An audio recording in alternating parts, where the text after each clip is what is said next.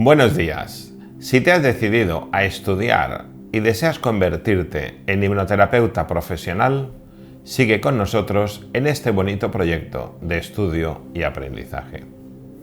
La hipnosis clínica es una buena técnica, potente, con la que podrás ayudar y mejorar la calidad de vida de un gran número de tus posibles pacientes.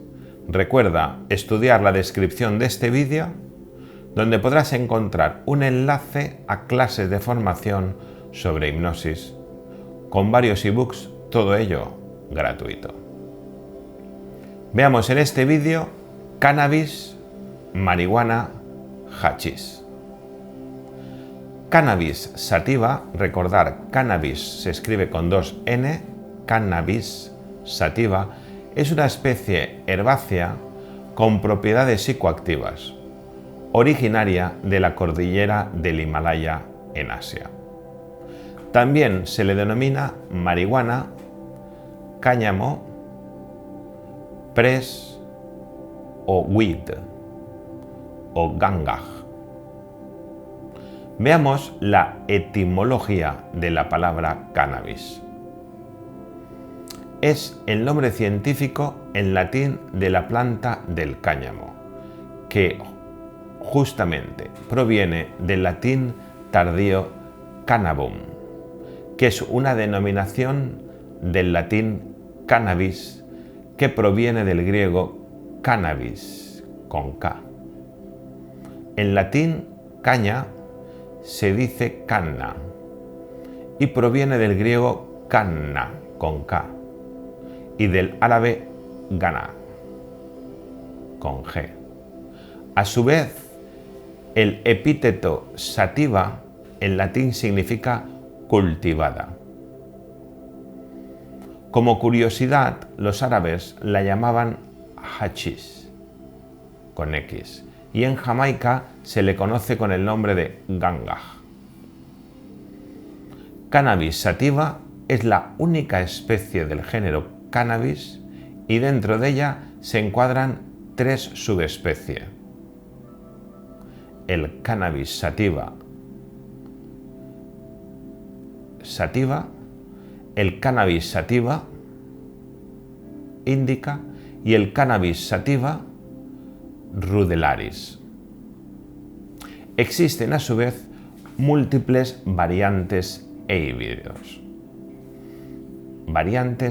híbridos cada vez más conocidos y mezclados. Sus usos van desde la aplicación textil o alimentaria, en el caso del cáñamo, sería el caso de las variedades sin contenido de THC, hasta como sustancia psicoactiva en las variedades bajo los nombres de cogollo o hachís, que sería la resina. Debido a sus propiedades psicoactivas, es una de las pocas plantas cuyo cultivo se ha prohibido o restringido en muchos países. Marihuana es un término genérico empleado para denominar a las flores y hojas secas trituradas de la cannabis, y al hachís, polen prensado de la flor, que contienen las concentraciones más altas de THC o tetrahidrocannabinol. Presenta tallos con hojas opuestas en la base y alternas en el resto, con estípulas libres o persistentes, flores anemófilas, monoicas o dioicas, pequeñas en inflorescencias cimosas, las masculinas ramificadas, paniculiformes y con muchas flores, las femeninas más compactas, flores estaminadas con 5 sépalos, 5 estambres antisépalos, polen tripolado, rara vez 2, 4, 6 porado. Flores pistiladas con un cáliz tubular, membranoso, corto, encerrado al ovario, con dos carpelos unidos formando un ovario unilocular, con dos estigmas alargados.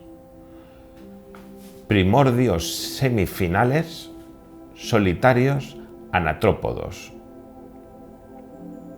El THC es una de las sustancias liposolubles en aceite, por lo que su mayor concentración, al ser inhalada, se encuentra en los tejidos grasos del organismo, como es el caso del cerebro. Tiene una vida media de más de una semana, por lo que a los 7 días de su consumo aún se mantiene sin eliminar el 50% del principio activo, favoreciendo su acumulación cuando el consumo es regular. Respecto al consumo, la marihuana y el hachís se consumen fumados en forma de cigarros. Algunas personas prefieren combinarlo con tabaco. Hablemos de los efectos. Al consumir la marihuana, esta llega rápidamente a los pulmones y es rápidamente absorbida por el organismo, llegando casi inmediatamente al cerebro. Los efectos se van a manifestar en minutos y pueden durar de 2 a 3 horas. Los efectos de la marihuana y del hachís van directamente al sistema nervioso central, reduciendo la capacidad motora y de concentración de los adictos en sus actividades como el deporte, en el estudio, en la conducción, etc. Por lo tanto, no es posible que la gente que consume THC sea más creativa. Además, da como resultado un síndrome que se conoce como amotivacional, que consiste en la falta de interés. En pocas palabras, los consumidores se aíslan y no se relacionan. La fijación del THC sobre el cerebro puede entorpecer la memoria y dificultar los procesos de aprendizaje. Veamos los efectos psicológicos. Serían relajación, desinhibición, hilaridad, sensación de lentitud en el paso del tiempo, somnolencia, alteraciones sensoriales, dificultad en el ejercicio de funciones complejas como expresarse con claridad, pérdida de memoria inmediata, pérdida de capacidad de concentración y de los procesos de aprendizaje. Veamos los efectos fisiológicos. Aumento del apetito, sequedad de la boca, ojos brillantes, conjuntivas enrojecidas, taquicardia, sudoración, somnolencia y descoordinación de movimientos. Hablemos de los opiáceos. El término opiáceo se refiere a los alcaloides presentes en el opio, extracto de la exudación lechosa y blanca, obtenida de la incisión de la cápsula de la amapola o adormidera Papaver somniferum. También se ha utilizado tradicionalmente para referirse a los derivados naturales y semisintéticos de la morfina. Los principales opiáceos provenientes del opio son la morfina. Los principales opiáceos provenientes del opio son la morfina, codeína, tebaína, etc. La papaverina también está presente, pero prácticamente no tiene efecto sobre el sistema nervioso central, por lo que no se considera un opioide. El opio es el jugo de la cápsula de la amapola, que se ponen a gotear en sacos de yute colgados a la sombra, y el líquido resulta, lo que se hace es, se amasa. Y se divide en bolas de opio de unos 300 gramos aproximadamente. El opio puede presentarse como una resina de color marrón oscuro o como una piedra negra y quebrada.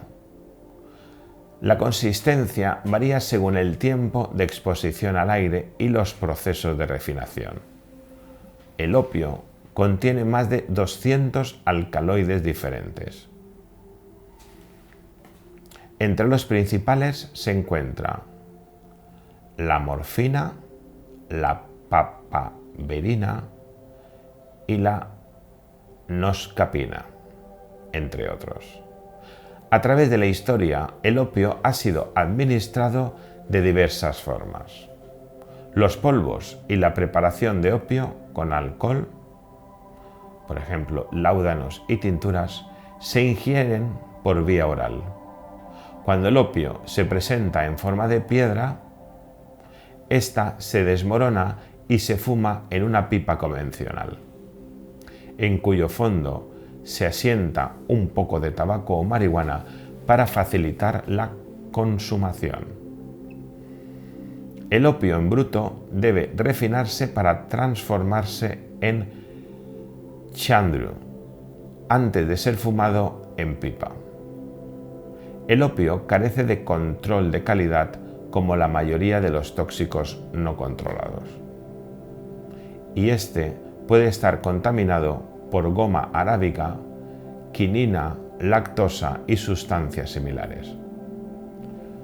También puede contaminarse con bacterias, virus, hongos o partículas. Veamos los efectos.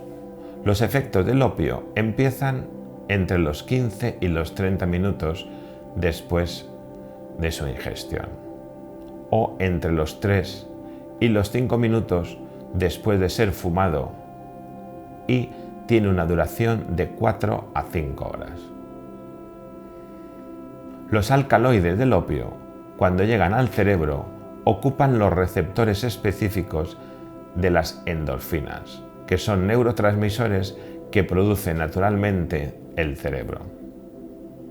Los alcaloides del opio actúan como agonistas, fijándose en las 3 categorías de receptores de opioides, descubiertas hasta ahora en el sistema nervioso central y que se designan con las letras griegas mu, delta y kappa. Los efectos analgésicos y antiestresantes que normalmente producen las endorfinas se ven incrementados en presencia de los alcaloides del opio. Veamos los daños realizados. El opio provoca a nivel físico disminución de la temperatura corporal, contracción de las pupilas y estreñimiento.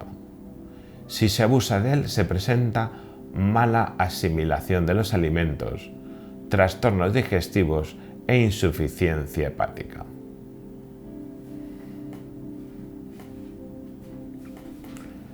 Veamos a continuación la heroína. La heroína es una droga altamente adictiva e ilegal en la mayoría de los países del mundo. Es el más utilizado y buscado de los opiáceos, el de acción más rápida, y se clasifica dentro de las sustancias depresoras del sistema nervioso central. La heroína se prepara a partir de la morfina, conocida en las calles como goma, alquitrán negro, caballo, potro, jaco, reina, dama blanca, ero, etc. La heroína puede ser administrada por vía intravenosa, inhalada o fumada.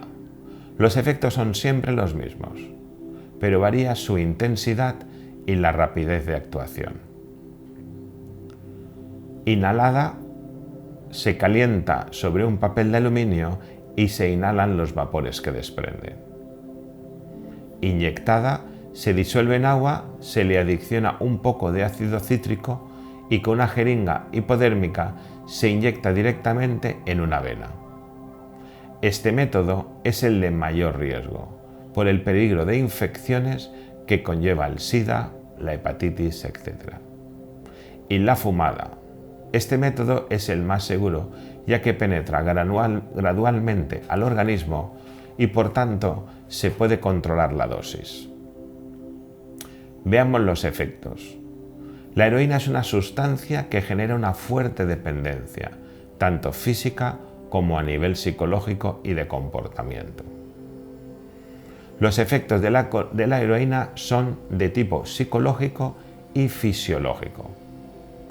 En cuanto a efectos psicológicos sería euforia, sensación de bienestar y placer. Y en cuanto a efectos fisiológicos tendremos analgesia. En los primeros consumos no son raras las náuseas y vómitos, así como la inhibición del apetito. Los daños que ocasiona el consumo de la heroína en general son muchos, ya que la heroína atraviesa fácilmente la barrera hematoencefálica y llega rápidamente al cerebro, ocasionando alteraciones en los neurotransmisores cerebrales. También atraviesa la barrera placentaria en las mujeres embarazadas. Veamos a continuación la metadona.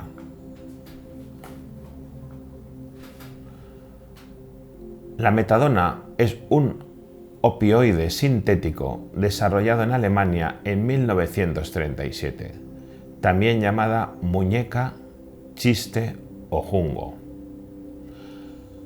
o metasedin, que es su nombre comercial. Se suministra principalmente por vía oral y aunque también puede ser inyectada endovenosa e intramuscularmente. Se emplea en los tratamientos de desintoxicación de los farmacodependientes de opiáceos, tales como la heroína, por ejemplo.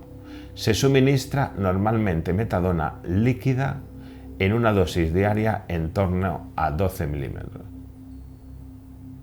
de media, con una pureza en su principio activo del 5 por mil, metasedin.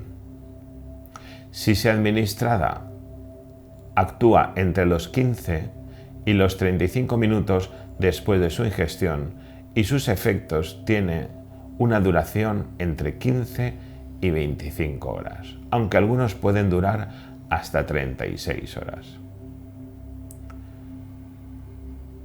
Es un agonista con propiedades farmacológicas cualitativamente similares a las de la morfina. Cuando llegan al cerebro, ocupa básicamente los receptores mu y kappa, provocando analgesia y deprimiendo la respiración. Los efectos de la metadona son que produce contracción de pupilas, depresión respiratoria, braquicardia, relajación muscular, liberación de la hormona antidiurética, estreñimiento, aumento de la temperatura corporal, etc. No se han detectado alteraciones genéticas debidas al uso de metadona. Pero al igual que en el caso de la heroína y la morfina, los hijos de mujeres que la consumen frecuentemente durante el embarazo suelen nacer con bajo peso y presentan manifestaciones abstinenciales. Si estás interesado en seguir aprendiendo sobre la hipnosis clínica, visualiza nuestro siguiente vídeo, Dependencia a los fármacos. Recuerda estudiar la descripción de este vídeo, donde podrás encontrar un enlace a clases de formación gratuita sobre hipnosis clínica, con varios ebooks también gratuitos. Si tienes dudas, hazlas en la zona de comentarios. Sobre este tema y otros muchos hablaremos en el canal y en los vídeos que publicaremos. Así es que, si estás interesado, no te pierdas nuestros próximos vídeos. Muchas gracias.